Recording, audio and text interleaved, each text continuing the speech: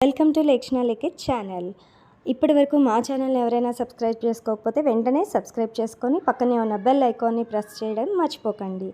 ఈరోజు మీ ముందుకు వచ్చేస్తున్న రెసిపీ వచ్చేసి పులగం విత్ నువ్వుల చట్నీ.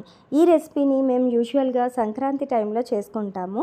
కాకపోతే నాకు ఎందుకో ఈరోజు చాలా ఆ ఫీల్ వచ్చేస్తుంది, పులగం తినాలి అన్న ఫీల్. అండ్ ఇది చాలా ఈజీ రెసిపీ కూడా, కిచిడి లాగా ఏం ఎక్కువ ప్రాసెస్ ఉండదు, కటింగ్ ఉండదు, తొందరగా అయిపోతుంది. సో అందుకని చెప్పి మీకు కూడా ఒక వీడియో తీసి పెట్టేస్తున్నాను నేను చేసుకుంటున్నప్పుడే.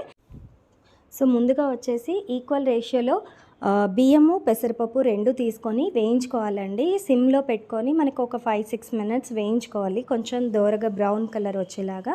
నా బియ్యం ఇక్కడ పసుపు కలర్లో ఉన్నాయి, అవి యాక్చువల్గా వడి బియ్యం పోసిన బియ్యము, సో అందుకని అలా ఉన్నాయి. మీరు నార్మల్ బియ్యము పెసరపప్పు వాడేసుకోవచ్చు.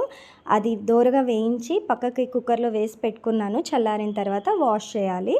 సో ఈలోపు అదే ప్యాన్లో నేను ఒక కప్ నువ్వులు అండ్ ఒక 2 స్పూన్స్ పల్లీలు వేసుకుంటున్నాను. పల్లీలు అనేది ఆప్షన్ అండి, మీకు వద్దు అనుకుంటే కంప్లీట్గా నువ్వులు వేసేసుకొని చేసేసుకోవచ్చు, ప్లెయిన్ నువ్వుల చట్నీ లాగా. సో నేను కొద్దిగా పల్లీలు కూడా ఇందులో యాడ్ చేస్తున్నాను. అవి కూడా చల్లారిన తర్వాత మిక్సీ జార్లోకి వేసి అందులోనే తగినంత ఉప్పు, పచ్చిమిరపకాయలు, కొద్దిగా చిన్న సైజ్ చింతపండు అండ్ బెల్లం ఇవన్నీ యాడ్ చేసేసి కొద్దిగా వాటర్ మిక్స్ చేసుకొని లైట్ పేస్ట్ లాగా రెడీ చేసుకోవాలి ఇది చట్నీ అనేది. ఈలోపు మనకి ఇక్కడ బియ్యం అనేది చల్లారిపోయింది, వాష్ చేసి తీసుకున్నాను.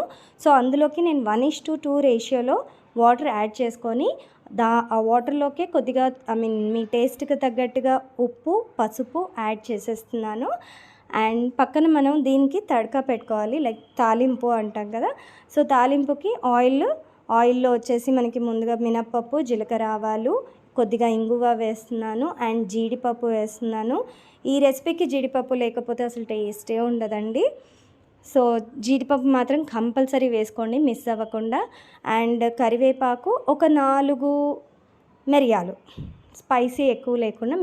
మీకు స్పైసీ కావాలంటే ఇంకా ఎక్కువ కూడా వేసుకోవచ్చు. సో ఇదే తడకని వాటర్లో యాడ్ చేసేసి ఇప్పుడు ఆ కుక్కర్ని స్టవ్ మీద పెట్టి 3 విజిల్స్ రానివ్వాలి యాజ్ యూజువల్గా. ఇదే కుక్కర్లో కాకుండా మీరు విడిగా కూడా చేసుకోవచ్చు. కొంచెం మీకు అన్నం అనేది మెత్తగా రాకుండా నార్మల్గా బిర్సుగా వచ్చేస్తుంది, కిచిడిలాగా ఉంటుంది.